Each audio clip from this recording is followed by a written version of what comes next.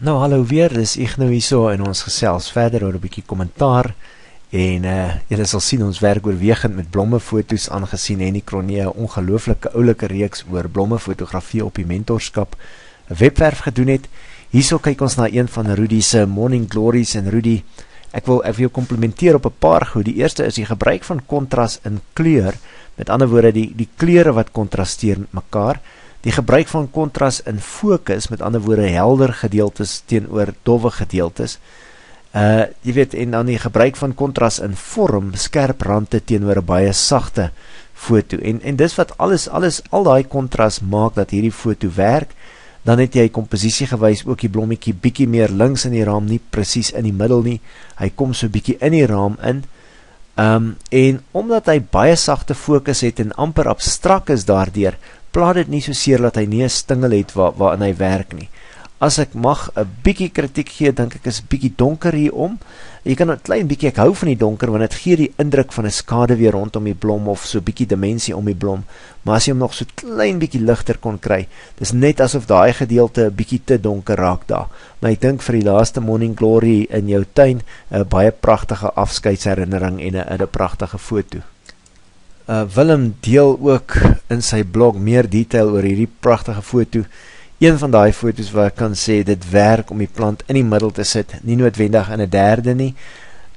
Willem is my so bietjie lig, maar ek hou van die vorm, ek hou van die feit dat die hele blom, die hele fotoraam volmaak.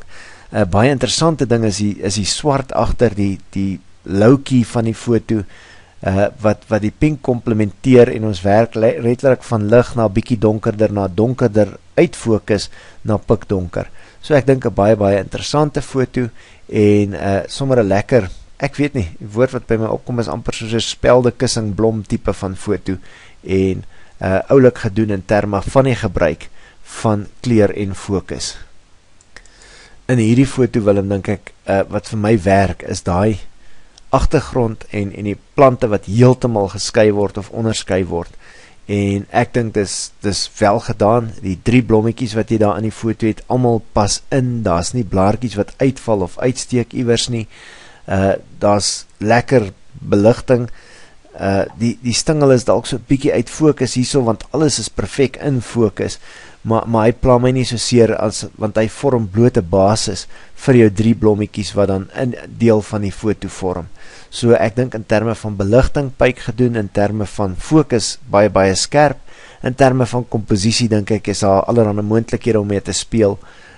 Jy weet, om van die blommetjies dalk bietjie meer na die kamera toe te draai of so, maar wat pyk gewerk is, dat hierdie blom byvoorbeeld nie agter hierdie blom verdwyn, of hierdie enetjie agter hom nie. So jou plasing van die blommetjies was baie oulik om nêrens 'n blaar te verloor nie.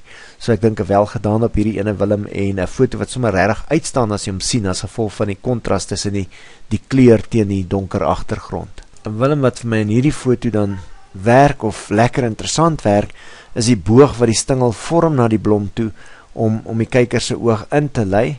Hy kan dalk selfs al 'n bietjie te veel hê onder, as mens hierdie foto letterlik hier begin, kan dit interessant wees. Ek wil net afgaan, ek dink hy wys nie eers heeltemal so, hy het 'n baie lang boog waarop hy werk, maar ek dink nog steeds 'n interessante foto, en weer eens goeie gebruik van die kleur, die helderheid, die skerpheid teenoor die swart.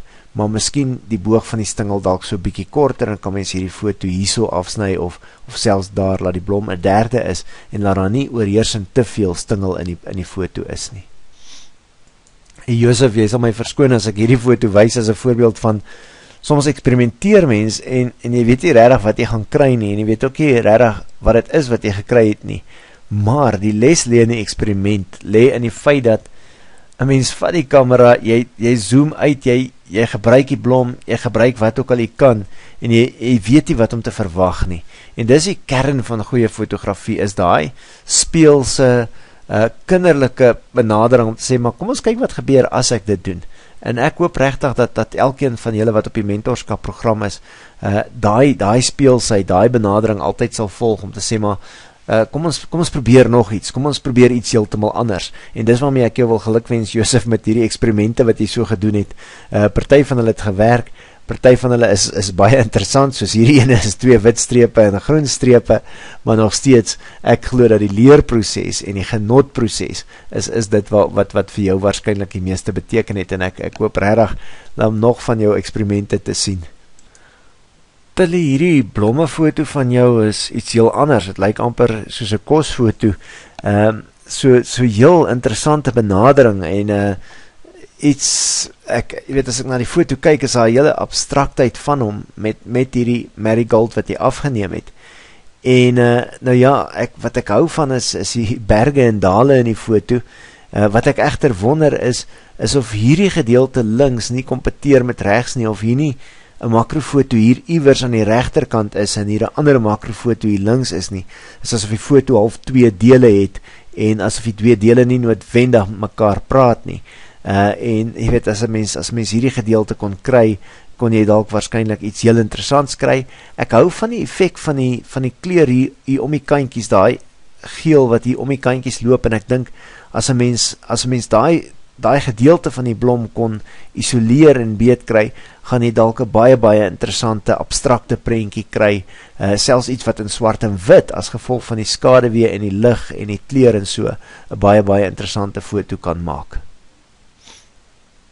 Nou ja, dis Ignou, ek gesels weer in 'n volgende les met julle, of in 'n volgende kommentaarbeurt met julle oor 'n paar van hierdie foto's.